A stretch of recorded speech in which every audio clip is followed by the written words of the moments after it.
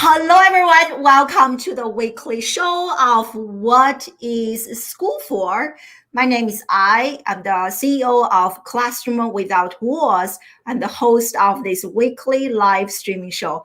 This is actually the very first episode after a long Christmas break, New Year break. So really excited to be back. So I hope everyone had a great holiday and spent some time Zooming with family members. And if this is the first time you are watching the show, you know that you can also listen to the show on the traditional audio-only podcast. Just search What is School For? On this show, I interview students, leading education professionals, teachers, educators, and parents, entrepreneurs, business leaders. And to come here, we discuss, debate, and disrupt education. The goal is to future-proof the next generation. Today, I'm really excited to have Jonathan Boring on the show to talk about his journey and like how has been using social media and his journey to being like quoted in the New York Times last year. Really exciting. I read the entire article and I also share the link to the article in the comment section so you can check it out. So Jonathan is still a full-time student, right? And recently graduated from high school, but he's also a full-time, I think, entrepreneur. He's the owner of Missing Game Pieces, and he also works part-time for Connector Games.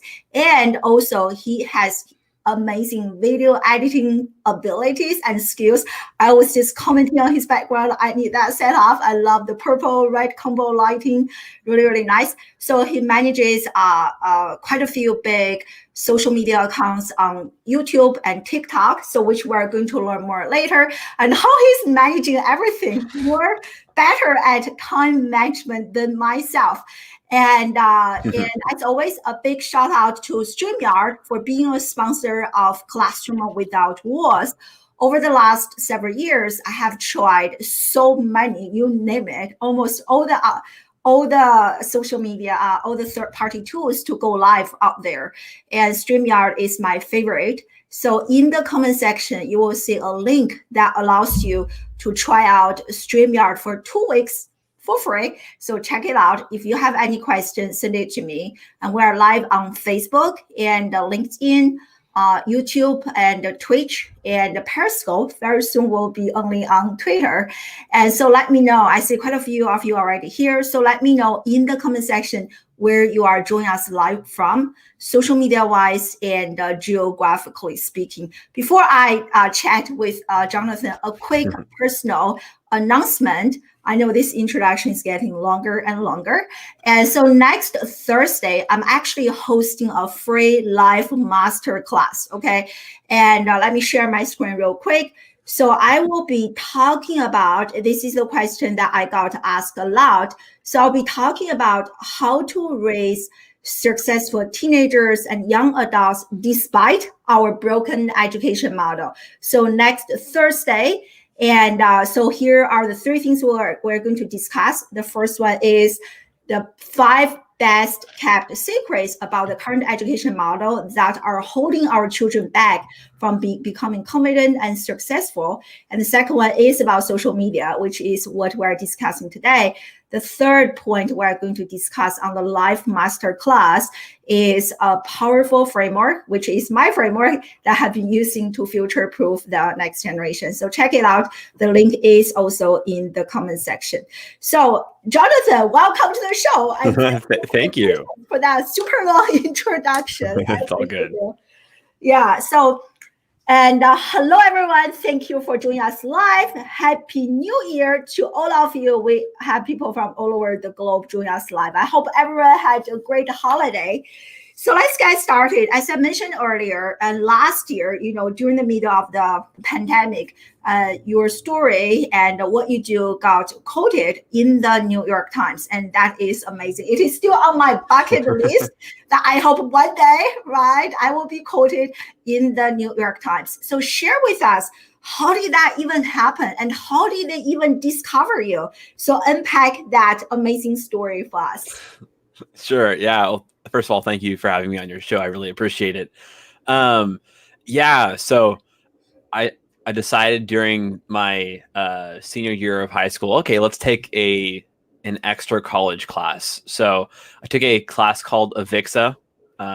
It was like an audio video class. So you got to learn the fundamentals of the audio and video industry. And I did that for the last semester of college. And that was college. It was 3 college credits, but also, hey, go on a field trip with us. And then just added a lot of stuff. And I had like a 99.7 in the class, right? So apparently I was this big honor student. I don't know if that's necessarily true, but yes, I had a good grade and all, but am I the best student in the class? I don't know. There's some pretty cool people as well. Yeah, but what was cool though is Sean Gloomis, the professor of that course, was like, hey, do you want to do an interview with the New York Times? I'm like, okay, why not? What do I have to talk about? And their entire question was, how has Corona like impacted the audio and video industry, and how are students doing something about it? For me being like a Christian and all, it's like, okay, well, how am I being able to serve in the church? How are we able to reduce the spread of COVID, but also still meet indoors or still facilitate services, that kind of stuff. So that's where that entire thing sprung up from. Wow, that is amazing. So how did that make you feel? I mean, like, it's a pretty big deal, right? So how did that make you feel? To be honest, my life didn't change after that point. You don't wake up feeling different, saying, "Oh, great, I was quoted in the New York Times." Like, whatever. It's not a big deal. But I did ask, "Hey, is there any physical form of this I can get?" Like, nope, just online. Like, man, I want to have it on the wall somewhere, but I would have it like right here. But no.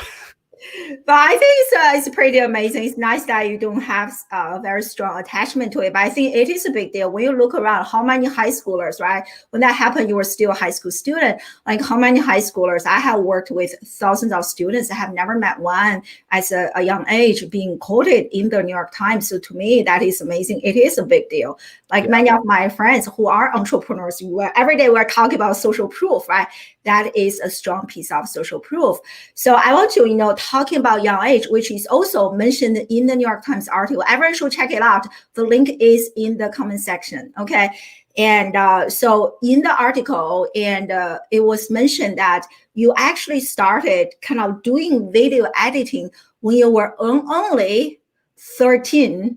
Now 30, when you were only 13 years old, and you were being paid to do video editing. I mean, like, as a mompreneur, I want to help my kids become entrepreneurs. I have so many questions about this. Yeah. So first, happy to answer them. Yeah. So like, we have like dozens of people already live here. So I hope your story can inspire everyone. And so how did you first discover your passion for video editing? I asked this question because many people, especially young people, they feel so lost. They have no idea what they want to do. And I'm sure you have friends. You are probably a unicorn among your peers. So how did you really discover your passion for video editing? Yeah, I think I can attribute it back to oh wow. So okay, I grew up in a techie family. Actually, I brought this for an illustration here. We grew up with those like big cases with the DV camcorder, right? And like, this is what, 2007 or so, right? That was just a thing we did. It was just being able to go around and just film stuff, the childhood memories. But at that point, it was like me sitting with my dad. Oh, here's Final Cut Pro. Like, move your mouse this way. We can insert a clip and then cut it. But it's like, I wasn't making a lot of money at 13. At 13, I was more of just like playing around with it on our old iMac at that point, right? But it's like I grasped the fundamentals of, hey, this is how this works, and how do you understand and associate something on the timeline versus your end result, that kind of stuff, right? It wasn't until I was around 15 and a half, around there, when we had a thing called T-Wolf News. It was our so in Washington, ironically, your 9th and 10th grade is actually in your junior high. So your high school is actually 11. It goes from the 8th and 9th is junior high. Then 10, 11, 12 is all in high school. It's weird at some schools in Washington. But we had a thing called T-Wolf News, and we had to create a video every single day. It was, okay, how do we manage this between work and school? So at beginning of the school year, you had multiple groups all assigned to one. You had they alternate on off days. There'd be a video produced every day. And then it switched to 2 groups producing Thursday and Tuesday because it was too much work, because I'd be staying up till 3 a.m. finishing a video because no one else actually cared about the class. So yeah, I guess I think part of it comes from passion as well, being able to associate there's a reward, but also it was just fun being able to I can think back to when like Apple was in the Supreme Court, and like Court of 9 appeals, whatever, but they were, the CIA and the FBI were saying, hey, can you unlock this iPhone for us? And Apple was saying no. So I did an entire like 5-minute news clip on it. A lot of teachers like would stop me in the hallway. Hey, I liked your segment. And it's like, I don't know what it did to me, but I think it was definitely inspiring for sure. Yeah. Well, that is so interesting. So like so I guess the very first, the opening door to this is that when your dad introduced you to that piece of, equipment or software you're using. So when he introduced that to you, were you already showing signs of interest in video editing, or that thing completely like, wow, just like ignited the little, universe within you? It's a very good question. Honestly, I don't know. I feel like it was definitely inspiring, but also it's like what also happened after that as well. It was more of editing family films, and also it's like for my youth group, there was a few times where like I'd win like first place in a competition where it's like, hey, take a photo of you in like an elf costume, and we actually, my brother and I were like, okay, well, we have a miniature camcorder. All right, well, let's create a miniature short of us like infiltrating like an elf base for Christmas. We won a $25 gift card, where it's like stuff like that where you go above and beyond. It's like you get rewarded for it, but also you're in. That was like the first time I learned how to make like fake muzzle flashes in After Effects. Sounds right. Yeah. Really fascinating. Everyone is so impressed that you started this journey. I don't know why the font is so small. I hope you can see it. Like, wow, like incredible journey, incredible story. So I want to also ask you, right? Like, so you mentioned you kind of started to really monetize this until you were about like 15 years old. And so my impression of people at that age is that most people earn some money here and there from doing chores, right? Which I'm against. I think it's children's responsibility for doing chores. We shouldn't pay them. But anyway, lots of people do that, and also doing some manual labor like cashier, right? And if they're old enough. But like, how did you discover that? It is amazing that you embrace nowadays we call this gig economy, right? Remote working now with COVID, everyone is having a taste of this, like really developing these digital skills that you can generate through the internet, right? And like, who coached you? Like, how did you even discover that? Like, wow, this thing I love doing. I have this passion that I just love doing even for free. Now I can actually monetize this through the internet. I'm sure not many of your friends are actually doing this. So like, how did that even happen? Or just like a light bulb, just like, whoop, like that? Like, so share that with us. Yeah, one thing I realized early on in just learning and just teaching in general, right, is you learn that YouTube is your friend. And at the time, the plentiful internet wasteland that is YouTube, with all the helpful and not so helpful YouTube videos, it wasn't as large at the time. Like we had a lot of videos on like the fundamentals and like, okay, here's how you drop something on the timeline. But it wasn't really until I was pushed into the classroom to actually start learning more of it, right? But then also I found like, okay, what is this website called Fiverr.com? What is this, right? So then I started putting projects on there, and oh, people will pay me for my time. What is this magic, right? The concept of getting paid for your work in return, like for example, like tomorrow and later today, I'm working on a video project for a client, right? Like stuff like that, right? It's actually Cash Crunch Games, working on another video for them. It's actually 2 videos, ironically. But the entire thing with that is like knowing your worth, because it's like you can't volunteer all your time. That's why it's something I learned. Oh my God, I love it. People kept asking me, it's like, hey, can you volunteer your time for this? Can you do this? Can you do this? Can you do this?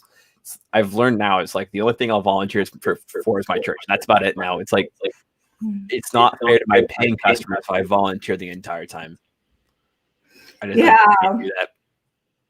I mean, I love it. I work with people much older than you, besides the students I work with, but older people I work with, everyone has this self-limiting belief. I really have to. I used to have this, right? I feel like I don't feel worthy enough to be paid. So it is so empowering and refreshing for me to hear that with you, much younger than me, and I have that powerful self belief, which is really incredible. I love it. And you also mentioned the Fiverr. I think this is so amazing that you actually discovered using Fiverr to get paid to do those different projects and actually getting clients. And because I think, everyone's talking about internship, and yeah, with COVID, so many internship got canceled. But it's like, why don't people start searching for like freelancing jobs? It's a type of internship, right, through Fiverr or Upwork, and it is really fascinating. So how many of your friends are actually doing what you are doing? I'm curious. I only have, of like the 300 plus people in my immediate friend group, I think I have like 2 friends who are actually on Fiverr doing daily stuff. And of those 2 and me, the simple thing we did is we did a lot of video editing, but also the providing graphic design services for like logos. And what paid the most, like you could charge like $100 an hour, is doing 3D modeling. And when you do 3D modeling for somebody, say, for example, they have a Raspberry Pi and they want to put an enclosure on it, but they want a custom one for their new touchscreen, you have to get dimensions, come up with a solution, and you're charging over $100 an hour for that kind of stuff. And you're doing like 3 hours of work. So it's like, it pays well. And also, delightful tip for anybody out there as well is Fusion 360s by Autodesk, and so as well as Inventor. If you're a student or make less than $100,000 a year, it's free. So there's no reason you can't go learn like 3D design and pick up that as a side hobby because it pays well. I love it. Side hustle, side hobbies, and so to what extent, clearly you are like, I'm going to ask a few follow-up questions related to AV industry, but so clearly you are an emerging like leader, like a professional in this space. So to what extent that your knowledge is gained through like taking a class here and there versus actually doing real life projects for your clients, or maybe even learning, I don't know if you are actually learning outside the classroom from YouTube or online classes from LinkedIn or different channels. So can you unpack that kind of educational journey, share that with us, and like how do you acquire knowledge to get to where you are today? Yeah, I've had no classes on video editing besides the one in high school. And I mean, maybe you can consider my new media class, maybe. And I also did a lot of projects for my business class as well. But like none of those were paid, of course. It's more of, but it wasn't focused on, okay, here's how we're using Premiere, dropping something on a timeline. Everything in those was more of, hey, here's our end goal. Here's some talking points. Can you get us there? And it's like, yeah, we can do that. That's fine. Right. Mm-hmm. So it's more of just, I've had to really think about where I'm getting my knowledge from. For example, if I do a lot of the Premiere courses on YouTube, I think what you'll know is a lot of people, for example, if you're like learning how to do axe throwing, they want, or like disc golf. I'm actually more qualified for disc golf. Here, let's grab it, putter. Here's my Groot disc. I've got it. Came in the mail yesterday. I'm so happy. I'm going to tournament this next Thursday. Ironically, it's a side hobby of mine. But it's better to learn about like any skill in life is actually learning it with no experience, because you don't have the bad past behind you. And a lot of the classes, for example, they're using something called G Matrix. And with that program, I was talking with Sean Loomis about a month ago about this. He commented, yeah, it's better that you know absolutely nothing about video editing and learn it, because all it is the test is pre-recorded pictures on a screen, and you have to click it in the right order on how to do stuff in a program. So it's not using like an AI where once you see the final result, it's how do you get up to that. So learning yourself on YouTube's better, because it doesn't matter if you have this previous experience behind you. You can just use what you have to know and do its best and what you like the most. So I know, I love it. And you're not the first person. I have interviewed quite a few young people, and my friend and I were actually writing a book, Skip the Degree, Save the Tuition. And so many people actually shared they learn so much more from watching YouTube videos, especially now with all the classes are online, than actually going to a physical class. So I think you just like really confirmed that point, and really, really interesting. So thanks for sharing that. And so here we have a question. And so I think it's my son, Aiden. He's only 9 years, so he's really inspired by you, Jonathan. He wants to be like you in 4 years. And so, like, I don't know if you can see this. I don't know why the font is so small. So his question is, do you have any tips for video editing, because he's a young YouTuber? Maybe just answer that question for all the people. Doesn't matter in terms of age. For people who are starting, I'm actually working hard to improve my own YouTube editing skills and grow my channel. So what's like some advice that you can give to people? Yeah, there's a few master classes on just the basics whereabouts, like how to use Premiere, and it's like you don't have to use paid programs. You really don't, because for example, it's like right now with Premiere, there's actually a thing going on where if you're a student with using Premiere and you just pull your credit card from your account, it just keeps working because there's a COVID relief program, so you can save $50 a month right now. Been doing that the entire time of COVID. So that's nice.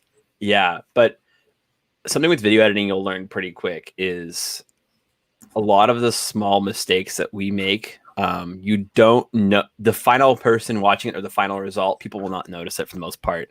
It's like I can be worried about an extra frame being here or an extra frame being somewhere else, but in reality, will people notice it? Probably not.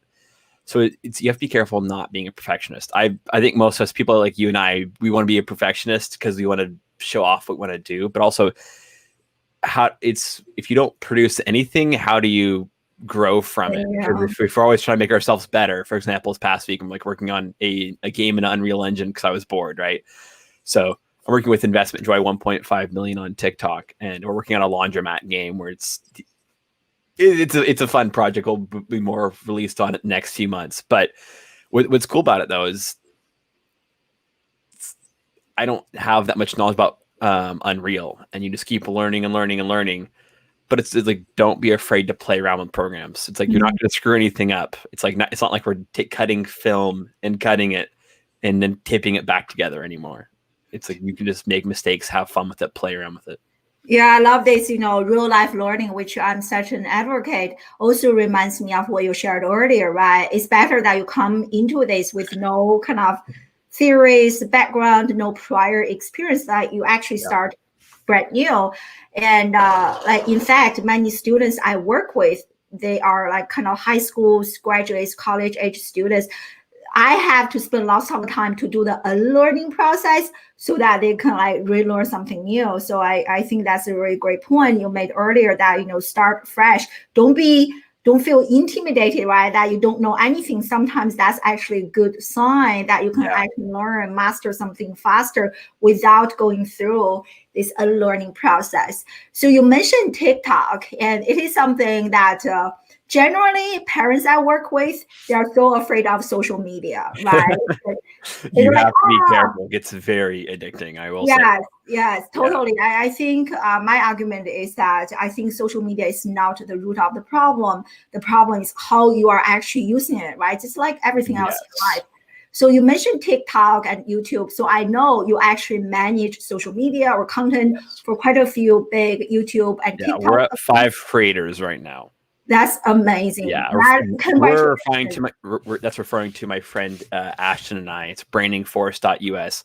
We've been finding large creators. People have like 1.4 million on TikTok, 1.5 million. And a lot of those different creators, it's like, hey, we'll find you sponsors. Let's help you out here. And it's this collaboration.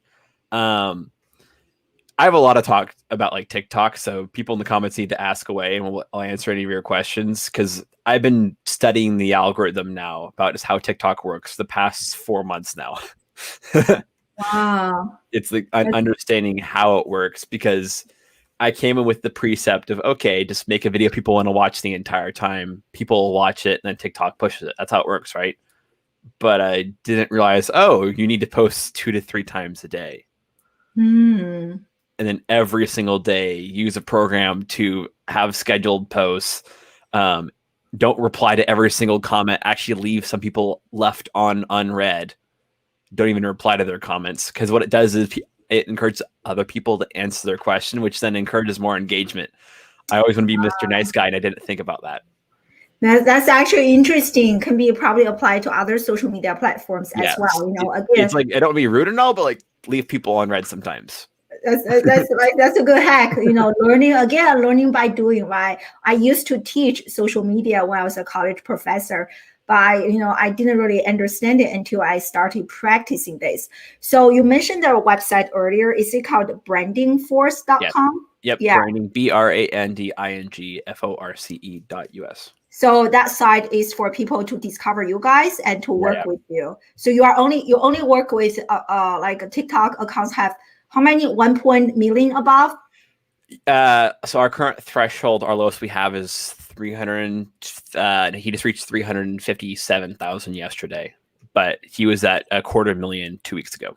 So yeah, so we're looking people around who are like larger than 200,000, and the purpose of that is when giving people ads, your average, even when you have like 300,000 people, your average, you're looking, maybe you're going to get like 100,000 per video guaranteed, and you'll have one that spikes sometimes.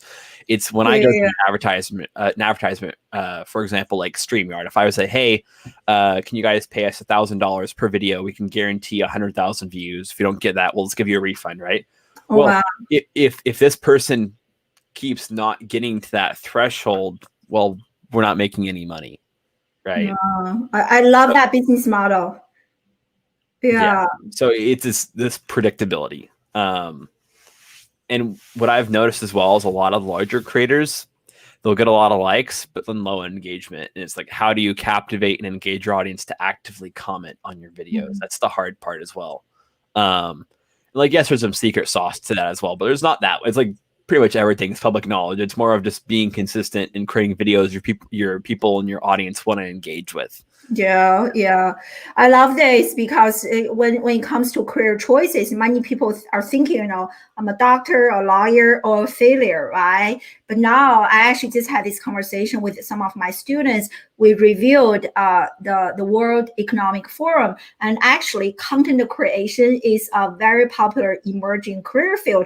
You are a working example of that, right? But can you imagine going to your advisor, like, hey, my career, I want to be a content creator, YouTuber. It's like you do it on the side, if I'm being honest. Like you do content creation on the side while you have a job until you make the same amount, and then you commit. Yeah, it means it's definitely tougher field. So what exactly do you do for them, for those big like YouTube or TikTok? Do you just edit videos for them, or you actually also do the content creation for them? Yeah. Well, the content creation would imply I'm shooting videos for them. So no, I do a lot of video editing. That's a free service we include, saying, hey, we'll edit your video for free if you need any help. But if not, cool, we'll just help you. Our job is I have access to all their accounts, whatnot, with their permission. It's in their contract. It's not required. We can actually say, hey, just take a screenshot of your analytics screen, and that's all chill. But if you want to allow us to access, you can. So I have a lot of accounts I have access to, which is nice. But at the same time, a curse, because I'll be on my friend's video, and they're like, why did a person with 1.6 million comment my video with only 2 views? Like, I don't know. Why did that happen? Wow, that's amazing. So where did you learn that? Where did you develop that business savviness? You're talking about contracting. I'm sure, like hours, like charge, like how much you want to charge. So where did you develop that like business savviness? Yeah, I think that originated when I came across Investment Joy's videos, and his name is Brandon, but his YouTube channel is called Investment Joy. I was there the first day he started his TikTok account. His first video got 30,000 views, then 100,000 views, 250,000, and then he got up to about 1 million followers within 2 months. Oh my God. Yeah. That's crazy. Without any help, just like by that was just us giving like casual suggestions. But the thing is, he noticed is that him being, I think, has like 5 million to his name right now, actually having some money what he did is, hey, let's buy a laundromat. And he owns 3 laundromats, 2 trailer parks, 140 tenants or so right now, right?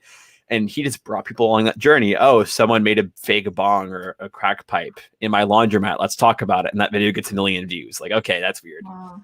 It like that kind of stuff just does well. And it's weird, but his first videos were just like him walking around. Hey, I bought this property for 20,000. Be flipping it for 100,000. Like, here's how I'm making money. People are like, oh, money. And like his average audience was 13 years old right now. Wow. Right. I think it's gone up to around 14, but it's like that 13 to 14 age gap. For some reason, they're fixated on finances and stock right now. And ironically, affiliate programs. So, for example, there's a bank thing that you can sign up. He makes like $100 per sign up if you go sign up to that bank with his affiliate link. Wow. It's amazing. That's amazing. Yeah, I'm not. So, are there like kind of older people on those platforms like TikTok? Oh yeah. He's 34, so there's definitely a lot of older people on the platform. But it's also just learning how to be lovable too. It's a quick way to not grow on a platform is talk about religion, politics, or anything of that matter. But once you not talk about it, for example, if you just, hey, let's take your regular podcast segment and break it down into small chunks, have like 3 1-minute chunks that you want to have. This is a spoiler alert. We actually bypassed the minute thing this past week on TikTok. It was broken. I have an entire video about it. I have an hour-long video on TikTok because I learned how to break the algorithm, but I'm not kidding. Like it's an hour-long video. That's crazy. What we learned to do as well is you got to be uploading regularly, and it doesn't matter. You can make bad content. If you got to pick something. If you don't produce anything, no one will find you. Right. Yeah, definitely. I love it. Those are really great tips. So today we're kind of talking about social media. I love how you are actually using social media to make a difference in other people's lives, right? Yeah. At the same time, getting yourself the financial reward, right? Like I think last time you and I chatted, are you actually paying your own like tuition or no? Am I mistaken on that or? Well, my tuition is basically nothing right now. So yeah. That's amazing. That's amazing. Yeah. So I want to ask you, because social media, I think the reason that many people have such unhealthy relationship with the social media is that most people are only like consuming. But I love how you are actually using social media to serve you as a content creator. So I'm curious, like, how about your peers, right? Like, or even you can maybe share with us on you, like now you have this business, like a few businesses, become an entrepreneur, freelancer. So how are you even, how is your perception or perspective on social media different from like a few years ago? And that's kind of my first question. Then second is I'm curious to learn about your peers. Are they mostly like you making a difference, or most of them are like just watch every day? So share that with us. It's that mindset of being a content creator versus producer. And it's like, you can either be a fish in the sea or you can be a fisherman pulling the fish out of the sea, right? I just made it on the spot, actually. Wow. Okay. It's like, I love that. You can choose to be that person who goes out and produces content. It could be horrible content. People will still watch it. I'm a testament to that. This past week, I was like, okay, here's a lock that opens the key that opens up the majority of locks in America. Boom, gets 9,000 views in an hour. It's like, okay, wow, people want to know about locks. What is this? Wow. Right. You just create content that you enjoy. You find that niche and you just keep going after it. A lot of my friends, the most famous friend I know personally, she got up to 50,000 followers this past month. And had a video with like 12 million views. Right. Wow. But the thing with that is when it comes to content creation, you have people who are like, they're pretty, and you have me who it's like, I make good content. So you have this big dividing line on TikTok of the dancers versus the people who are smart. Yeah. Most of the dancers are blonde, but whatever. But basically, I like it. If I were using TikTok, I would definitely try to be in the smart category. Yes. Yeah. So how about your friends? Apply to both, but go in the smart category. So how about your friends, your peers, like high schoolers or college age students? How are they approaching or using social media? Yeah, I think most people want to produce content, right? Everyone's producing content on TikTok for the most part. Like 2 out of the 10 accounts. Like, so one of the 5, if you go on TikTok and just go to someone's random following, like my followers, for example, of my 1,100 something followers, if you just scroll down, find one, they probably have content on their account. So everyone's posting something, but their quality might be just them walking up to their car and it's like busting the window and unlocking it. Like, okay, hopefully that's your car. But there's random videos like that, or people will like grab a key. Do I have one next to me? Yeah, no, I don't. All right. But like they'll grab a key and they'll try to go up to something and like, okay, I have a C751. Let me just unlock this random lockbox and let's put on TikTok and get 500,000 views. And it's like, I don't understand why you're getting all these views for just stupid content. It's really confusing. I had a friend this past week get 50,000 views on a video, but only get 150 likes. That doesn't match up. Typically, you're looking for a better than 1 in 20 for a like ratio. So of those 20 people, 1 person likes the video, and of that 1 out of 100 will comment. If he was like 1 in 1,000 like ratio, like what is this? Why is this algorithm pushing it? It was because he used the sound. Definitely. I think it involves, so if you really want to pursue this as a career, become a content creator on a regular basis, involves much more strategies, right? Higher level thinking and consistency, kind of mapping out your content, like more strategic thinking. Yeah. So yeah, definitely. And also kind of not exactly related to this, as I was getting prepared for our interview, I was doing some research about you. It seems like you are also into gaming. Is that right or wrong? A little bit, yeah. Yeah, so share with us some of your favorite games. I've been playing a lot of Minecraft Java Edition recently. And the reason for that is because Investment Joy runs a server and I was a moderator and helper on that. But a lot of my friends, I'm like, hey, I want to play some Minecraft because like I can't go see them. They're in a different state and they can't come back because of COVID. So they're kind of locked over there just hanging with their grandparents. Like, okay, let's play some Minecraft, hop on our Discord server. But it's also like a safe retreat as well. It's like you have this like closely knit group of friends who are all playing together. Totally. It's a financial server as well. It's like you can buy stocks virtually in the game and you can make money. You have towns. It's like you're building money daily and you're competing against each other to who has the most amount of money. So that's investment-craft.org. Yeah, that's like building teamwork, collaboration, and financial literacy. I used to have a very uninformed perspective on games, and now I have been reading lots of books. I actually read this book and talking about how gaming is actually has so many benefits for our children. Really interesting, talking about mental health, collaboration, like you mentioned, financial engineering skills, all those things. And I want to ask you, like, reflecting on the years that you have been playing games, what are some skills that you learned from playing games, and how have those skills really helped you doing what you do today? Yeah, I think one thing is being task oriented, keeping track. A lot of people always say we have ADHD, right? But it's in reality, have you taught yourself how to concentrate and pay attention? That's something that's learned, not necessarily like some people are born with it. Yes, they can just like focus and just be tunnel visioned onto the screen for 15 hours. But I mean, frankly, it's like video games kind of teach that to you. A lot of them as well. When you're playing on like a financial and Minecraft server, it's like you learn how the dollar works, the basic elements of trading, your profit margins. And we have people who are like 14 and who are better at the game than I. And it's like, but I'm a business major. What? Like, how does this kid understand money better than me? But they've just found ways to game the system and they're just producing stuff as much as they can. And that's just, it's hard to comprehend how it doesn't matter what background you have. It's like anybody, if you go pick up a book like Rich Dad, Poor Dad, you can just read a book on financials and just become really good at it. Have a different mindset than everybody else. It's like you're not dictated by your past. It's like you are in control of your future and you can dictate that. I love that. And we have quite a few parents here watching this.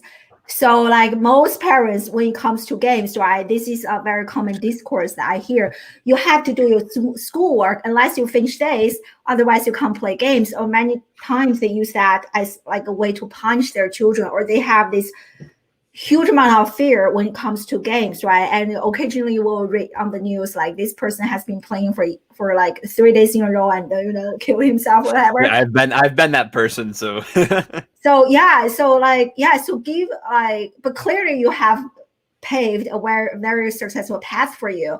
Yeah. And so like if a parent were to come to you to, hey, Jonathan, like, my kids love games. Like what advice would you give a parent to help their kid like to play, have fun, socializing, collaborating, developing those skills, but at the same time, like don't go crazy about it without being 100% consumed, or if that even possible. So like, yeah, so just like question like that, advice I would give to parents.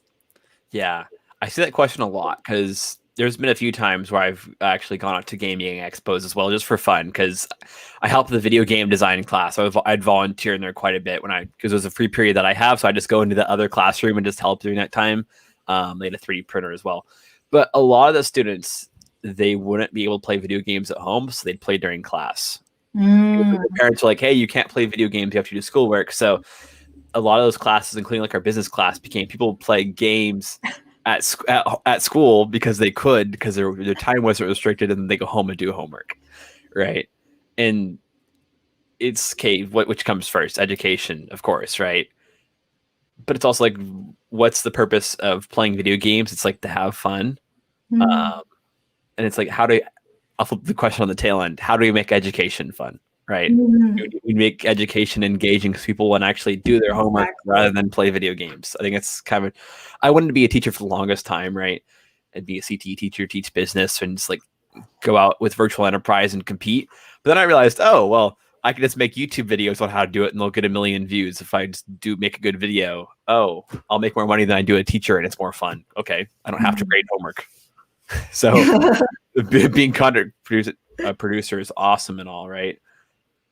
It was also interesting because, for example, with the virtual enterprise, like you're creating a virtual business, going out competing. My team and I, we got first place in California for booth design. Wow, congratulations. Yeah. And what was cool about though, right, is like leading that team, it's how do we make this class fun? So it's like there'd be days I'm like, hey, I'm buying everybody pizza because why not, right? We had a budget, we do fundraising, but we like try to make the class fun, because how do you incentivize people besides giving them a letter grade to actually do work in a class where this is like above and beyond, right? It's just like an after school club. It's the same mentality where like I was also vice president of the debate club, and we'd have like 90 kids breaking the fire code, but they all be sitting around the entire back and we're having civil discussions, not yelling at each other, not flame wars, but like that kind of stuff. And like, how do you bring people in, but also engage them? Right. I mean, it's such a great question. This is something as an educator and as a mom, I think about all the time, right? So when you say like people say attention span is so short, but I think that's wrong. When you look at children watching TV or movies or it's playing, like the attention span's there. It's learned though. I could be exactly staring at you for 43 minutes. So exactly. I think if I don't stop my kids, they can probably play for 8 hours straight. And it is definitely not an attention span issue. It's like an interest level. So I love the pizza idea you share. Like for me, I have been, because my classes are online. So we actually use an online learning platform where children watch my videos, they will actually earn points, like earn hearts. So once they get to 50 hearts, I will mail them a package of surprises, whatever they need or based on their interest. And so that has been working really well. And with my own kids, and my 9 years old, he has been designing like badges for me, for my school. That's so awesome. We actually give out like badges once you have like 100 hearts or whatever, however you like blood, certain level of blood. Yep. And we give you like a big badge, we'll make that like a big deal. And they're like, you can accumulate those badges. And so like, I think, those instead of blaming video games, but actually thinking, how can we make learning? How can we make education as fun, if not more fun, right, than playing video games? So I think that is a $1 million question, but that is a very, very, very good question. Yeah. I think actually Microsoft has answered some of it, right? Where we had there's Minecraft Education Edition, and they removed like the majority of like, okay, you can't have a bow and arrow or like a sword or anything. But when playing Minecraft Education Edition, there's like entire lessons pre-built for like science, math, and it's like, okay, well, let's talk about adding and subtraction. Like you're in a video game, right? But you're removing and placing blocks, taking one away, learning subtraction, but you're just using a video game to facilitate that. And it's like nowadays where schools being oriented to being like on Chromebooks, well, you can't really run that version of Minecraft anymore because it's only on Windows and Mac. So everyone, for example, I'll give a shout out to like connectorgames.com. They're working on making games where it's like all virtual, but as well as having a physical copy. And it's like, how do we make learning fun? They have a game. Oh, I love that. I'm definitely going to check out connectorgames.com. Yes. And they have a really cool game called Employability Connectors. And it's just learning how to associate the steps on like getting a job interview, having the references, the experience, and then bridging and making your way to the end result of actually getting hired if that's your right fit, right? Wow, that is so cool, right? So when you have apps like that, of course I want to play.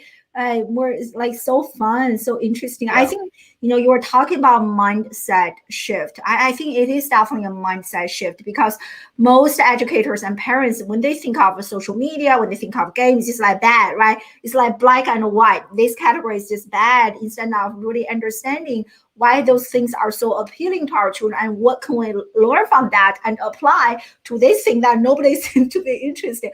I have never met a student who tells me I love school. Like I have never met, I taught at least 3,000 students. Now I run my own school. I was like, no interest in going to school. So I think there's definitely something we can learn from that. Yeah, so great. And I love how you mentioned it earlier, Jonathan, right? And parents don't like their kids play games at home, so they all go to school to play because I saw it. When I was a teacher and our classes were like 300 students, 400 students, I was walking around, like people were like online shopping, like online dating, like chatting with friends, like gaming. Nobody was paying attention to the class. So it's important, I think, parents rethink this, give their children the autonomy, right? Like some free time, free hour, so that they can make their own decisions. Yeah. So we have only a few minutes left. I definitely want to talk a little bit more about the AV industry. So according to the New York Times article, you are like emerging pro, and based on our conversation, I'm fully convinced that you know a lot about this. So what is the AV industry? So educate us. What is it about? Yeah, so the audio video industry, the AV industry, it really encompasses, you have like audio, video, lighting, right? The best way to explain it as well is like in a house of worship, a church, like wherever you're at, is like people want to be able to be seen, lit, and heard, right? You have those main three things. How do you facilitate that? And that's through technology, right? A lot of people they're all against technology, but no, it's like we need to embrace this so you can actually have more people here. It's like you're out of school, we use amplification technology. Like Jesus talked to 5,000 people, but I'm not God. I can't make my voice project that loud. I'm going to use speakers instead. That's kind of how it works, right? But when learning like audio and video, it's easy to teach. I volunteer at my church, and we have like new volunteers all the time, right? And it's like, I'll sit down next to the mixing console next to you, and like, hey, when you move this fader up, the volume turns up. When you move it down, it moves down. Like, what? I just thought you were doing magic stuff behind you with the wand. Right? That's so cool. Yeah. So can I follow up on this? Yeah. Sorry to interrupt you if I interrupt you. And so what are some possible like career options if this person is really into the AV industry? Can you give us some examples? Yeah, if this one's like interested in going to the audio video industry, right? A lot of their jobs, like you could be like a lighting technician. You could like there's a company called Aperture. They make like miniature lights and whatnot. They're cool. Also like large lights for film production. These are cool, right? Yeah. Like $90 a tax write-off. You know how it is, right? But there's a lot of cool companies where you can go learn the engineering behind it. For example, you can learn how to create a product and be on the engineering team, but you're still in the lighting and audio video industry. Like my father, for example, he was working for Bose for quite a long time, and he'd make like a 3D model of it. So of a theater. So he has a business background, but he learned these skills. So the degree doesn't really matter. It's just more of, hey, you had 4 years out of college. Good for you. We don't care that it was $30,000 a year. We don't care about that. Right. Like Mike, I'm going on a tangent here, but Mike Rowe, he has really a good question. So does Charlie Kirk. It's like, people shouldn't ask you where you're going to college. They should ask you why you're going to college. Right. I love that. Why are you going to college? So we also have like the video side of it. So if you want to go work at Hollywood and go film movies on the red cinema cameras, you can go do that. Or you can go in the lighting side and be a gaffer for Paramount. Like they're 20 minutes away from me, right? Yeah. There's a lot. Or you can be an entrepreneur and go make videos for small businesses and make $100,000 a year doing that, or less than that if you're just doing it really cheap. You have to find your worth as well. I've been all over. I've done a lot of those things. Yeah, I think that's why it's also important, which I think I don't understand why schools don't talk about, is really understand what you want in life, right? Your personality, your core values. Like for me, I love freedom. That's my number one value. That's why I don't like work for others. I like work for myself. That's like being free is so important to me. And so understanding that really helps me kind of design my career. And even with what you mentioned, there are so many of my friends are digital nomads, right? They travel different places, a camera, like equipment bag, things like that. They're really loving them. So I think just like listening to you talk, like I was like, wow, there are so many different options that many students don't even know, right? Their career choices are so limited, only a few, but like firefighter, astronaut, what are we here? Exactly, right? Like this conversation, I hope many parents listening to this right now, you are getting a lot, like those really amazing options for our children to really pursue. So that is really incredible. I love this 3D modeling that you're talking about, and what you said, where you are going to college versus why are you going to college. It's just so good. So many people are so obsessed with where they're going, right? Like, Ivy League. At the end of the day, it's a piece of paper. I mean, some places they're like $1,600 a year. Just go to like Olympic College in Washington.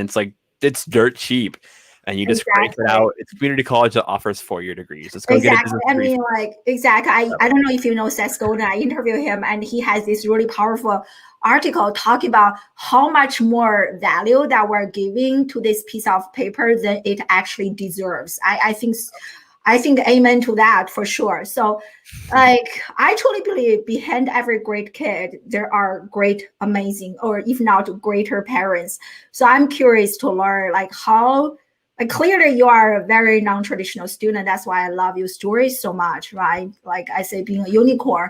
And so how have your parents been supportive, like or not? What do they think about you being an entrepreneur, all those entrepreneurial like initiatives? What do they think about this? Are they supporting you, or like, yo, go back to like the traditional path? So share that with us. Yeah. That's a good question. A lot of people ask me this actually, and it's the best response I have is I have very supportive parents. It's like, okay, here, stimulus money. Okay, let's just buy a new computer. Here you go. Make it work for you. You can fund your own college, but we'll facilitate you with the tools to do so, right? Mm-hmm. It's pushing you along saying, hey, well, actually, you're doing really good this week. Keep going. You can do this. You can do this, right? As being a full-time student as well, it's like when you're doing 4 or 5 this next semester, I'm only doing 4 classes. It's like 13 units, whatever, right? But it's like my entire homework load. I have probably a good 25 to 50, 30 hours of just free time each week, right? And just finding time to fill that. And it's okay. Well, if I go get a job, that restricts me down to 5 hours of free time a week. So I have like 5 hours a day, and that's it. Not to mention like hanging out with any of my friends or actually having any social life outside of that. Like, how do you manage that, right? So, and realistically, if I went out and got a job at a computer store fixing up computers for $19 an hour, you're maybe making extra $20,000 a year. Okay, I can do that at home. So love that. Love that. I think that's the best to work for yourself or not there. Exactly. I think that's the best part of having those digital skills, right? I think now with COVID, right, people all of a sudden realize, wow, like almost all of my friends who lost their jobs overnight, they're become like some digital marketer, digital content creator, everything's like digital to try to generate some income for them. So I love it. It seems like you have really amazing parents. And so from some of the interviews I had with young people who actually started business when they were like 13, 15. So what they share with me is that between real life work versus school, so their approach is that they they are not like striving so hard to get that A. They were like, B is okay as long as I don't fail my class, but I want to make sure that I prioritize my outside classroom learning. It is such a paradigm shift for many parents to hear that. So I want to ask you, what is your approach? I'm sure like priority is a very important thing to you, right? So between those conflicting things, like, earning, like passing classes, earning certain grade versus like this real life outside the classroom learning, like how do you prioritize when they are in conflict? So how do you make a decision? I really want to hear that. Yeah. It's like, yes, I want to do the best of my ability in all things, but if you're doing your absolute best for me, because I'm almost a perfectionist, right? Frankly, I'm a perfectionist, right? Mm-hmm. What that means for me is I have to be very careful when I put my time towards. So like, I'm more of like, yes, C's to get degrees, but I'm going for a B or an A, because realistically in college, especially in community college, that difference between a B and A is like an extra 20 minutes of work, not that much. Mm-hmm. But if it's like, for example, I'm not going to spend an extra 10 hours on an extra credit assignment. I'm not going to do that, right? It's like, if you're going to pass a class and at the end of the day, if you're going to another community college or it's your first year of college, you're going to keep increasing your grade points. It doesn't really matter your first or second year of college if you got an A or not.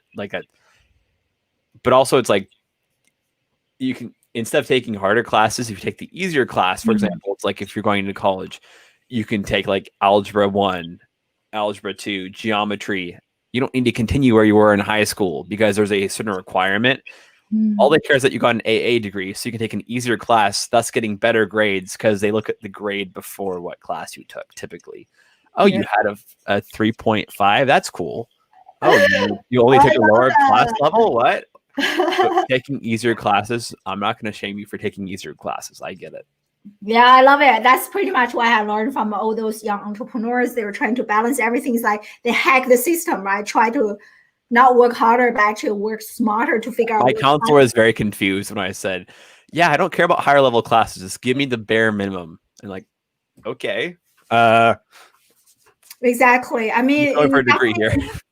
You definitely see the trend. I don't know if you know this, like Google is launching their own career certifications to replace the 4-year college, and 20 plus companies no longer require a college degree, but we are entering this skill-based economy. If I were hiring, I would definitely hire someone like you who have the skills, who have this record of social proof to show me that you can actually do this, than someone who has maybe even a Harvard degree, but like no record to show me that this person has the skills. So I think you are absolutely on the right path. So to kind of wrap this up, so share with us something that you are really fired up about in this new year, and also share with us your social media. I don't have TikTok here. Maybe like people want to connect with you on TikTok. So share all the social connections. And on TikTok. Yeah, on TikTok it's just Jonathan Boring. Instagram is Jonathan.boring. I have a equivalent to Linktree, but it's actually beacons.ai because it's basically a better version of Linktree but free. On there, I have a list of all of my social media platforms plus my like business email. On my LinkedIn, you can contact me as well. It's been a pleasure being on here with you. And I think my next goal for this next year is probably going to reach 100. My goal is to reach 100,000 followers on TikTok in the next 4 months. So I have a 3-hour-long video on TikTok coming out today. That'll be fun. I need to definitely follow you on TikTok. You really inspire me. So say your TikTok handle again, Jonathan, like just your name, right? On TikTok? Just Jonathan Boring. Yeah. Also, everyone should check him out. And I think we're all so inspired by you. And thank you so much for getting up early to do this interview with me. Now I know how many side hustles you have on top of that, managing schoolwork. So I really have to thank Sean for connecting us, and really appreciate your time, Jonathan. So thank you so much. And thank you so much, everyone, for joining us live. And so if you have any question, and some of you joined us late, make sure you watch this entire interview, because this young man dropped lots of value and tips. So definitely check it out. Yes, great. And check out my free master live class next Thursday. If you miss the link, send me a message. So thank you so much again, everyone. Have a great weekend. Bye.